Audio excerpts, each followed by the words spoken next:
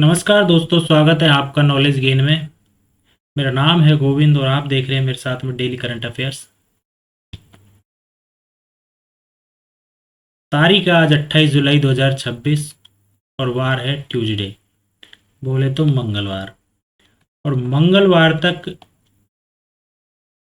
Last कल की और आज की जो भी खबर इम्पोर्टेंट बनी है उनमें से जो भी अपने लिए एग्जाम ओरिएंटेड क्वेश्चन बन सकते हैं उनको हम यहाँ पर डिस्कस करेंगे। वैसे दोस्तों, जो लास्ट 24 घंटे में है या आज के न्यूज़पेपर में है, वो अधिकांश जो न्यूज़ हैं वो वापस रिपीट हो रही हैं। तो इतने ज़्यादा क्वेश्चन है नहीं, वो अपन ने कल की डेट 27 तारीख में ज़्यादा डिस्कस कर लिए, तो इतने क्वेश्चन बने नहीं हैं, वही रिपीट हुए हैं। लेकिन फिर भी अपन जो भी क्वेश्चन बने हैं उनमें से कुछ एक्स्ट्रा क्वेश्चन देखते हैं। तो चलिए आज ये देखते हैं पहला क्वेश्चन क्या है। पहला क्वेश्चन है हमारा कि हाल ही में सार्वजनिक परीक्षाओं में पारदर्शिता बढ़ाने के लिए सरकार द्वारा प्रस्तावित संशोधन का मुख्य उद्देश्य क्या है। अभी जो ये सीजेपी का जो प्रोटेस्ट हुआ है, इसने बहुत कुछ चेंज किया है एग्जाम एग्जाम के लिए। तो पारदर्शिता बढ़ाने के लिए एग्जाम के लिए कौन सा प्रस्तावित संशोधन मुख्य उद्देश्य है, तो इसमें है पेपर लीक व परीक्षा में अनुचित साधनों पर कठोर कार्रवाई करना। ये बहुत ज़्यादा चर्चा में है, तो ये संशोधन किया है अभी और ये ही प्रस्ताव लाया गया है। तो सरकार ने सार्वजनिक परीक्षाओं में पेपर लीक, संगठित नकल, डिजिटल धोखाधड़ी तरह परीक्षा माफिया पर सख्त कार्रवाई के लिए कानून में संशोधन का प्रस्ताव रखा। वो पहले 2023 का कानून था, इसमें 3 से लेकर 10 साल तक की सजा थी, लेकिन अब 10 साल तक की सजा है मिनिमम और 10 करोड़ तक का जुर्माना है। इसका उद्देश्य प्रणाली परीक्षा को अधिक पारदर्शी और निष्पक्ष और विश्वसनीय बनाना है। तो देखिए हमारे लिए इससे स्टैटिस्टिक्स से जुड़ा क्या क्या विषय हो सकता है। पब्लिक एग्जामिनेशन है एक, तो ऐसी परीक्षा जो किसी सरकारी संस्था है उसके द्वारा अधिकृत एजेंसी द्वारा यूज की जाती है, जैसे यूपीएससी हुई, ये एग्जामिनेशन है, एसएससी हुई, आरआरबी हुई, एनटीए हुई, आईपीएस। ये क्या है, एग्जाम लेने वाली सरकारी संस्थाएं। अब जो ये रिलेटेड है, जो सीजेपी का प्रदर्शन था और एग्जाम से जो नीट एग्जाम से जो लीक हुआ था पेपर, वो अधिकांश जुड़ा है एनटीए से। और एनटीए हाल ही में बहुत चर्चा में, इसके 45-47 से ज़्यादा कार्मिक अभी बर्खास्त किए हैं, दोबारा से पुनर्गठन का कार्य किया गया है। तो एनटीए की स्थापना हुई थी 2018 में, मंत्रालय शिक्षा मंत्रालय के अधीन कार्य करता है, मुख्यालय नई दिल्ली में है इसका।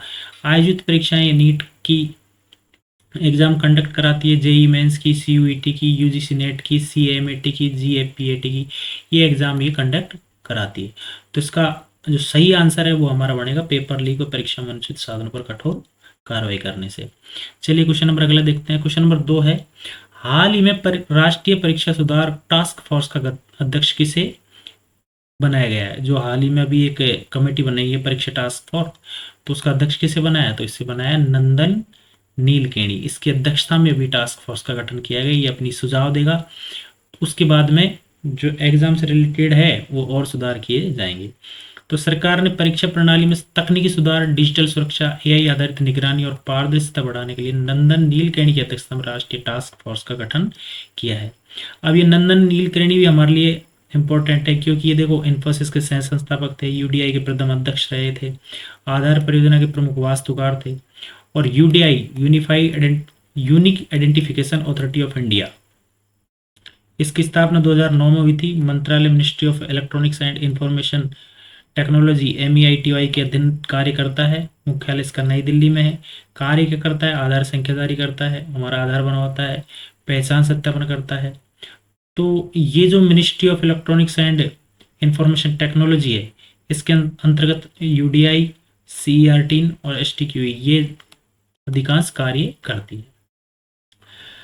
तो हमारे ये दूसरा क्वेश्चन का आंसर है नंदन नीलकेणी, इसको टास्क फोर्स का अध्यक्ष बनाया गया है। क्वेश्चन नंबर अगला देखते हैं। तीसरा क्या है कि 27 जुलाई 2026 को भारत मौसम विज्ञान विभाग IMD ने किन राज्यों के लिए अत्यधिक वर्षा, एक्सट्रीमली रेनफॉल की चेतावनी जारी की है, तो इसका सही आंसर है छत्तीसगढ़ और ओडिशा। तो हाल ही में है ना, जो IMD है हमारा भारतीय मौसम विज्ञान विभाग, इसने 27 जुलाई 2026 को छत्तीसगढ़, ओडिशा और पूर्वी मध्य भारत के कुछ अन्य क्षेत्रों में अत्यधिक वर्षा की चेतावनी जारी की है। भारी वर्षा के कारण बाढ़, भूस्खलन तथा जल भराव जैसी स्थितियां उत्पन्न होने की संभावनाएं जताई गई है। यूपीएससी और स्टेट PCSE परीक्षाओं में या IMD से संबंधित बहुत सारे क्वेश्चन पूछे जाते हैं। तो भारत मौसम विज्ञान विभाग इंडियन मेट्रोलॉजिकल डिपार्टमेंट की स्थापना कब हुई थी? 1875 में हुई थी। मुख्यालय इसका नई दिल्ली में। पृथ्वी विज्ञान मंत्रालय के अंतर्गत ही कार्य करता है। इसके प्रमुख कार्य क्या है? मौसम का पूर्वानुमान जारी करना, मानसून का पूर्वानुमान जारी करना, चक्रवात की चेतावनी देना, वर्षा का अनुमान जारी करना, भूकंप एवं सुनामी संबंधी मौसमी सहयोग और विमानन एवं समुद्री सेवाएं की मौसम की जानकारी देना, ये इसके कार्य हैं। किसके? आईएमडी की। स्थापना कब हुई थी इसकी? 1875 में। चलिए देखते हैं अगला क्वेश्चन कौन सा है हमारा। क्वेश्चन नंबर 4 है हमारा, कारगिल विजय दिवस प्रत्येक वर्ष कब मनाया जाता है? तो आपको पता है हाल ही में जो 26 जुलाई गई है उसको हमारा कारगिल विजय दिवस बनाया गया था। तो क्या है कारगिल? 26 जुलाई 1999 को भारत ने कारगिल युद्ध में पाकिस्तान समर्थित घुसपैठियों पर निर्णायक विजय प्राप्त की थी। इस विजय की स्मृति में प्रतिवर्ष कारगिल विजय मनाया जाता है। यह दिवस भारतीय सेना के साहस, बलिदान और राष्ट्र की संप्रभुता की रक्षा के प्रति समर्पण का प्रतीक है। तो कारगिल विजय क्या है? कारगिल विजय 1999 में हुई थी। ऑपरेशन का नाम क्या था? ऑपरेशन का नाम ऑपरेशन विजय था। विरोधी देश कौन सा था? पाकिस्तान था। युद्ध के क्षेत्र कौन कौन से थे? एक तो द्रास था, कारगिल था, बटालिक था, डोडुलिंग था और टाइगर हिल था। तो ये जो थे वो कारगिल युद्ध के हमारे जो स्थान थे वो थे। चलिए अगला क्वेश्चन देखते हैं। क्वेश्चन नंबर 5 कहता है, हाल ही में चर्चा में रही नीट NET नीट यूजी परीक्षा का आयोजन निम्नलिखित में से कौन सी संस्था करती है? तो वही नीट आ गया। इससे रिलेटेड न्यूज़पेपर आजकल भरा रहता है न्यूज़ से, नीट से रिलेटेड एग्जाम लीक से संबंधित। तो नीट की एग्जाम किसने की? NTA ने, नेशनल टेस्टिंग एजेंसी, राष्ट्रीय परीक्षा एजेंसी। तो हाल ही में नीट यूजी परीक्षा से संबंधित अनियमितताओं की परीक्षा सुधारों को लेकर यह विषय चर्चा में रहा है। नीट यूजी का आयोजन नेशनल टेस्टिंग एजेंसी द्वारा किया जाता है। यह भारत की सबसे बड़ी मेडिकल प्रवेश परीक्षा है। इसके माध्यम से MBBS, BDS, BAMS, BHMS और BUMS तथा अन्य चिकित्सा पाठ्यक्रमों में प्रवेश दिया जाता है। तो NT की स्थापना कब हुई थी? 2018 में हुई थी। मंत्रालय शिक्षा मंत्रालय का अधीन कार्य करता है। नई दिल्ली में इसका मुख्यालय है।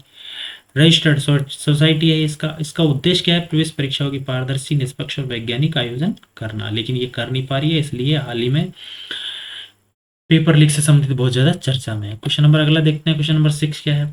क्वेश्चन नंबर 6 है कि हाल ही में भारत मौसम विज्ञान विभाग IMD किस मंत्रालय के अधीन कार्य करने के कारण चर्चा में रहा है? तो ये तो पृथ्वी विज्ञान मंत्रालय के अधीन कार्य करता है। इससे रिलेटेड अपने पहले भी कई बार डिस्कस किया है। 27 जुलाई 2026 को देश के कई राज्यों के लिए भारी से अत्यधिक भारी वर्षा चेतावनी जारी करने के लिए भारत मौसम विज्ञान विभाग IMD चर्चा में रहा है। IMD भारत सरकार के पृथ्वी विज्ञान मंत्रालय के अधीन कार्य करता है। यह मौसम, मानसून, चक्रवात तथा जलवायु संबंधी पूर्वानुमान जारी करता है। भारत मौसम विज्ञान विभाग, इंडिया मेट्रोलॉजी डिपार्टमेंट, स्थापना इसकी 1875 में हुई थी। मुख्यालय नई दिल्ली में। पृथ्वी विज्ञान मंत्रालय का अधीन कार्य करता है। इसके कार्य क्या है? जो भी अपन ने देखे थे, मौसम का पूर्वानुमान लगाना, मानसून का पूर्वानुमान लगाना, चक्रवात की, हीट वेव, कोल्ड वेव का अलर्ट, बिजली की चेतावनी देना, विमानन सेवाएं, समुद्री सेवाएं, इनसे संबंधित ये जानकारी देता है। चलिए क्वेश्चन नंबर अगला देखते हैं। क्वेश्चन नंबर 7 कह रहा है हमारा, हाल ही में चर्चा में रही भारी वर्षा के संदर्भ में निम्नलिखित में से कथनों पर विचार कीजिए। क्या भारत में कथन पहला है कि भारत में दक्षिण पश्चिम मानसून सामान्यतः 1 जून के आसपास केरल तट पर प्रवेश करता है। कथन नंबर 2 है कि भारत की कुल वार्षिक वर्षा का लगभग 70 से 75% भाग दक्षिण पश्चिम मानसून से प्राप्त होता है। तो उपरोक्त कथनों के आधार पर कौन सा कथन सही है? दोनों ही सही है। इनमें से दोनों ही कथन सही है, क्योंकि 27 जुलाई 2026 को IMD द्वारा कई राज्यों में भारी से अत्यधिक भारी वर्षा के कारण जो चेतावनी जारी की है, उसके कारण मानसून पुनः चर्चा में है। तो भारत में जो दक्षिण पश्चिम मानसून है, दक्षिण का जो पश्चिम मानसून है ये वाला, ये सामान्यतः 1 जून को केरल के तट पर टकराता है। देश की लगभग 70 से 75% वार्षिक वर्षा इसी मानसून से होती है। तो दोनों कथन सही है। देखो लगभग 1 जून को टकराता है, हालांकि इस बार थोड़ा लेट आया था। सामान्यतः मध्य जुलाई तक ये भारत में पूरे में पहुंच जाता है। वापसी इसकी सितंबर से उत्तर पश्चिमी मानसून से भारत से होकर होती है। अक्टूबर नवंबर तक ये दक्षिण में भारत में चला जाता है लगभग। तो इसका सही आंसर है दोनों। क्वेश्चन नंबर अगला देखते हैं। क्वेश्चन नंबर अगला है हमारा, हाल ही में सार्वजनिक परीक्षाओं में पारदर्शिता बढ़ाने के लिए डिजिटल तकनीकों के उपयोग पर विशेष बल दिया गया है। निम्नलिखित में से कौन सी तकनीक प्रश्न पत्र की सुरक्षा एवं परीक्षार्थी की पहचान सत्यापन में सबसे अधिक उपयोगी मानी जाती है? तो इसका है क्वेश्चन नंबर A, ब्लॉकचेन एवं बायोमेट्रिक प्रमाणीकरण। तो क्या है, हाल ही में जो परीक्षा सुधारों के लिए डिजिटल सुरक्षा, एन्क्रिप्शन, बायोमेट्रिक सत्यापन, एआई आधारित निगरानी तथा ब्लॉकचेन जैसी तकनीकों के उपयोग पर जोर दिया गया है। इन तकनीकों से पेपर लीक, फर्जी अभ्यर्थियों और डेटा से छेड़छाड़ जैसी समस्याओं को कम किया गया है। अब है क्या ये ब्लॉकचेन? तो ब्लॉकचेन एक विकेंद्रीकृत डिसेंट्रलाइज्ड डिजिटल लेजर है जिसमें डेटा को ब्लॉक के रूप में सुरक्षित रखा जाता है। प्रत्येक नया ब्लॉक पिछले ब्लॉक से जुड़ा होता है, जिससे रिकॉर्ड में छेड़छाड़ करना अत्यंत कठिन हो जाता है। तो इसकी विशेषता क्या है? डिसेंट्रलाइज सिस्टम है, रिकॉर्ड आसानी से बदला नहीं जा सकता, ट्रांसपेरेंट कार्य है, सिक्योर है, क्रिप्टोग्राफी पर आधारित है। तो ये बहुत ज़्यादा सिक्योर है ब्लॉकचेन। तो इसलिए इसका सही आंसर क्या हो जाता है हमारा? ए। इस प्रकार से आज के क्वेश्चन रहे कि दोस्तों आज और कल ये क्वेश्चन अधिकांश थे जो रिपीट ही थे, कोई न्यू खबर न्यूज़पेपर में नहीं थी।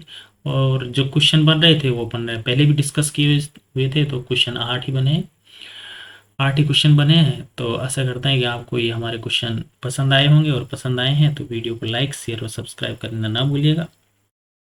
फिर मिलते हैं अगली वीडियो में, तब तक के लिए बने रहिएगा, हंसते रहिएगा, मुस्कुराते रहिएगा। धन्यवाद।